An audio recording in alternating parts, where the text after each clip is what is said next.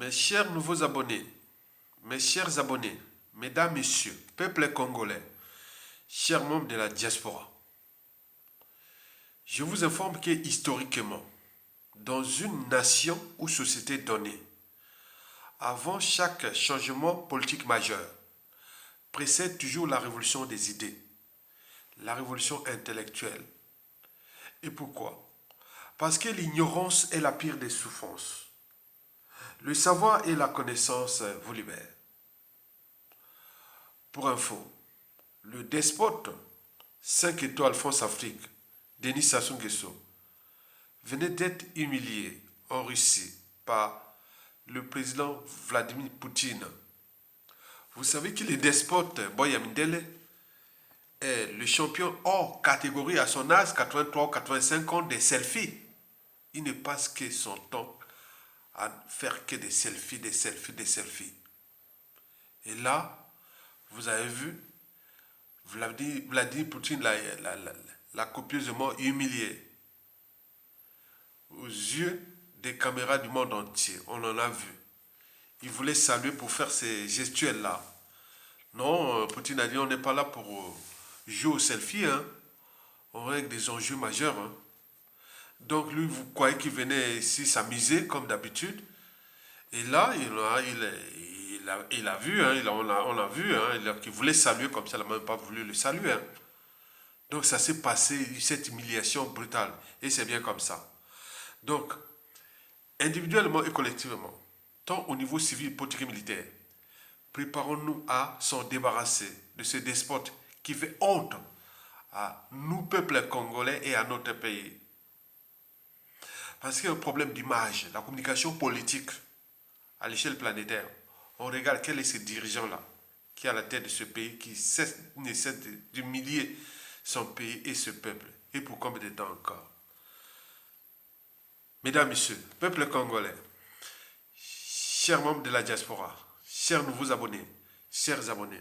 Alors, pourquoi et comment la France-Afrique est-elle décolonisable? D'abord, pourquoi la France-Afrique est décolonisable? C'est pour 4 raisons. La première raison est politique. En effet, la France-Afrique nuit gravement à l'évolution du continent noir.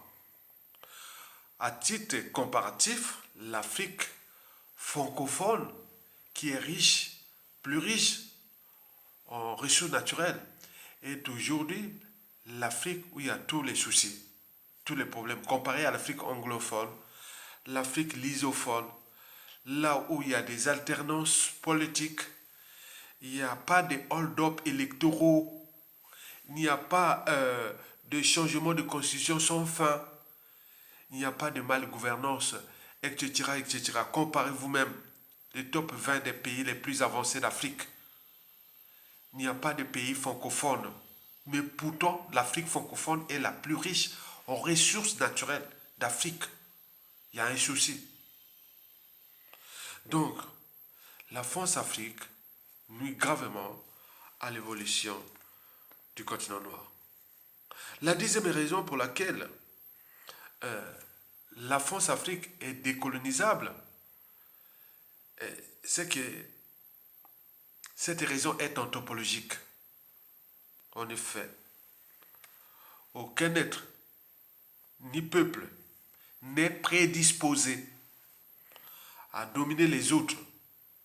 Notre histoire avec la France ou la France-Afrique est accidentelle. De ce fait, c'est eux qui sont venus nous trouver. Ils étaient venus nous trouver.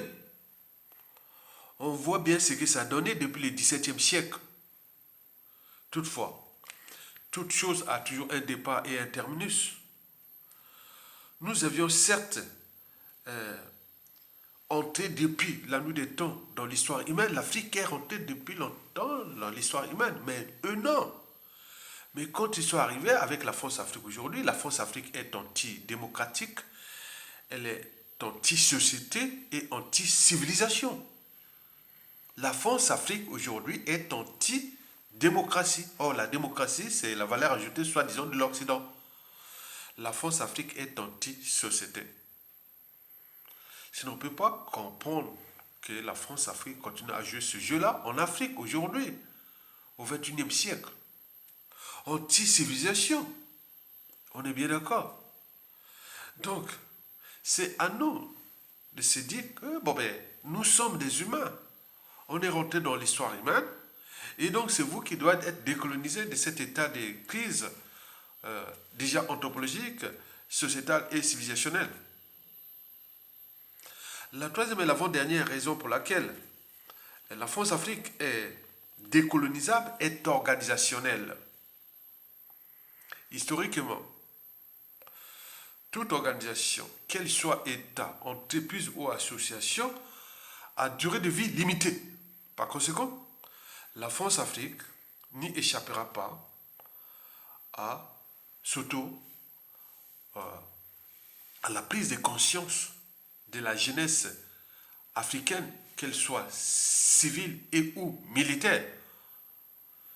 Deux, le contexte géopolitique à l'échelle internationale. Et n'oublions pas, trois, le positionnement géostratégique entre l'Occident et l'Eurasie, ou les rapports de force entre l'Occident et l'Eurasie vers un monde multipolaire à l'échelle continentale. On voit que les chamboulements sont en cours. Vous êtes d'accord? La quatrième et la dernière raison pour laquelle la France-Afrique est décolonisable est éducative. Et pourquoi? D'abord, il faut différencier la France-Afrique de la France des peuples ou du peuple français. Parce que, il y a toujours des amalgames. Parce que quand on lutte contre la France-Afrique, les piliers de la France-Afrique, que je vais vous en parler, il faut créer tous les amalgames, sentiments anti-français. Il n'y a pas de sentiments anti-français en Afrique. Jamais, jamais. Sinon, il y a les sentiments anti-africains. Parce que lutter contre la France-Afrique, ce n'est pas lutter contre la France. Non, ni les Français, non. Ou le peuple français, non. On lutte contre un système dont on connaît les conséquences, les dégâts occasionnés en Afrique. Au regard du but de la condition humaine, sociale et existentielle. Donc le sentiment anti-français, non, non, non, donc sentiment anti-français, c'est un sentiment anti-africain. Donc sentiment, non. Si la France-Afrique, pour lutter contre la France-Afrique, c'est sentiment anti-français, donc on détenir la France-Afrique, c'est aussi un sentiment anti-africain. Donc pas d'amalgame. Donc, mais ils veulent nous ramener dans l'air terrain. Il ne faut pas aller dans le sentiment soi-disant anti-français de la...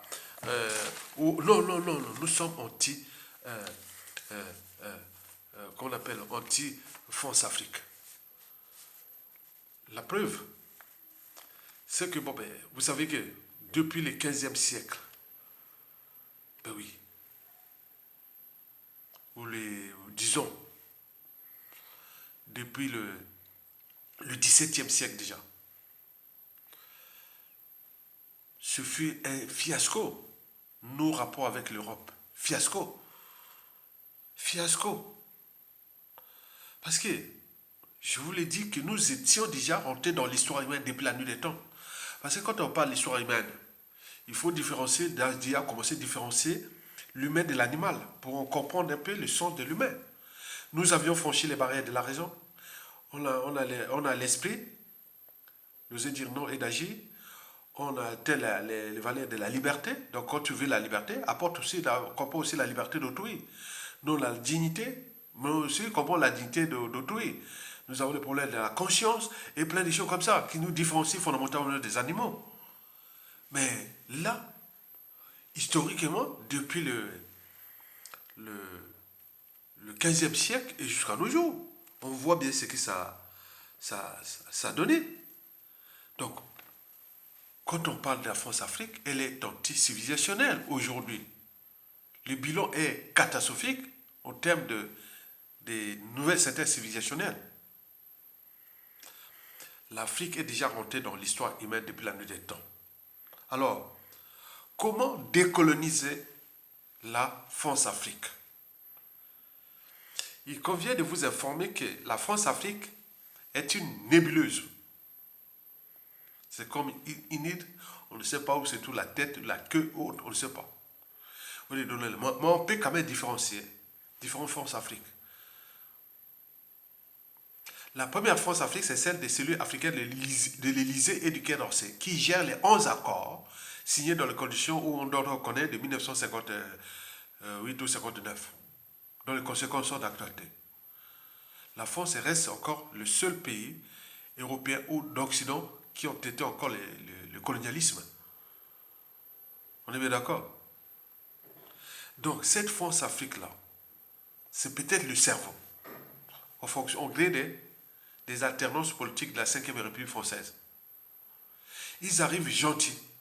On a eu des opposants ici. Les droites, de gauche et autres, même d'extrême droite. On dit c'est bien.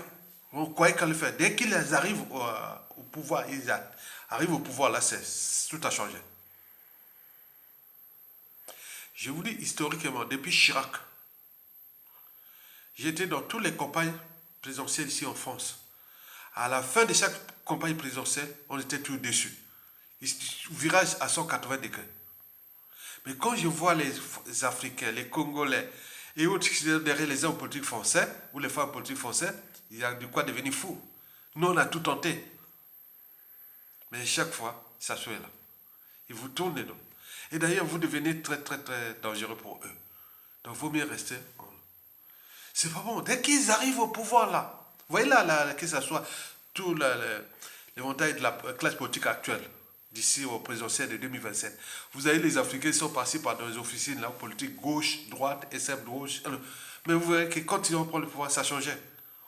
J'ai tout tenté. Depuis la campagne de 1995, j'ai fait la campagne de Jacques Chirac. J'étais à Reims. Je venais à peine d'arriver et tout ça. J'ai fait la campagne. J'étais là-dedans. La dernière, je l'ai fait, c'était celle de François Hollande.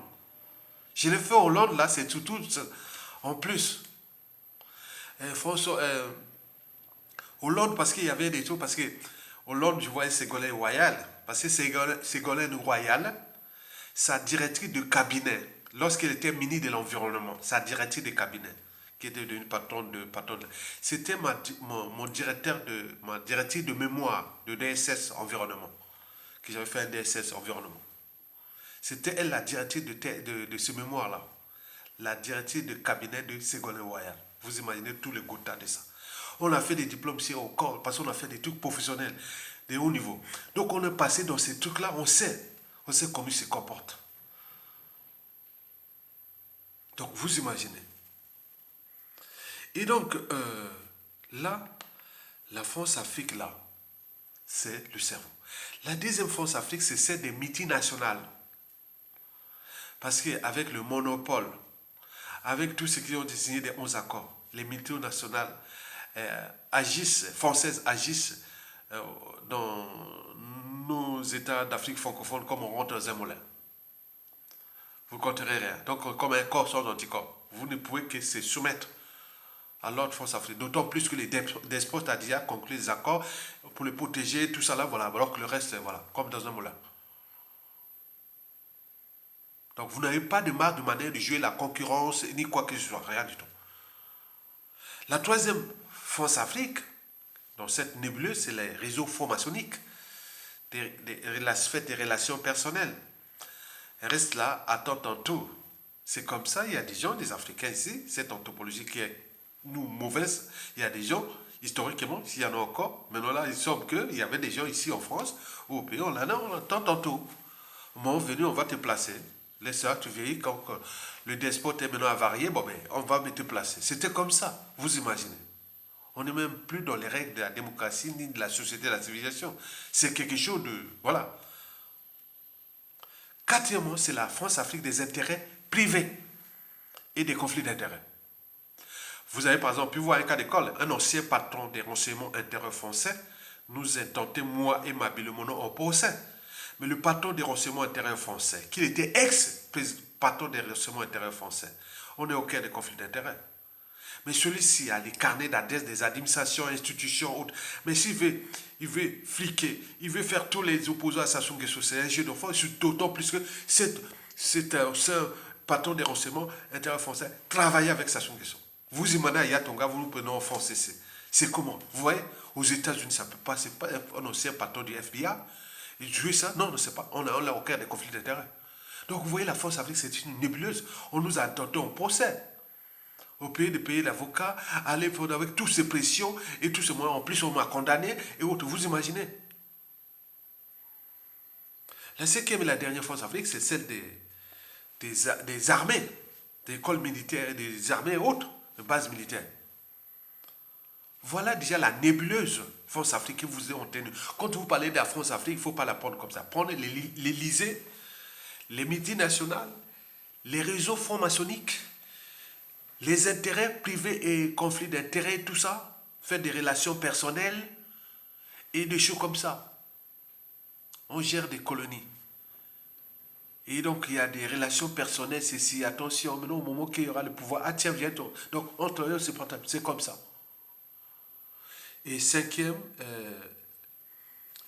des armées qu'on voit. Et on voici maintenant les piliers de ces différentes forces africaines précitées, que vous devez en savoir. Déjà, tout ça, c'est la nébuleuse. Maintenant, il faut voir les piliers. Les piliers là ne se reposent pas ça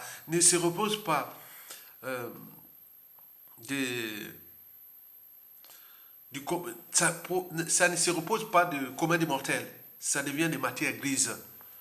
Donc, quand vous voyez la France Afrique là, c'est la matière grise française qui est là, qui structure, qui organise, manage au niveau des administrations, des institutions, et qui soit au niveau de la France, au niveau européen et au niveau mondial.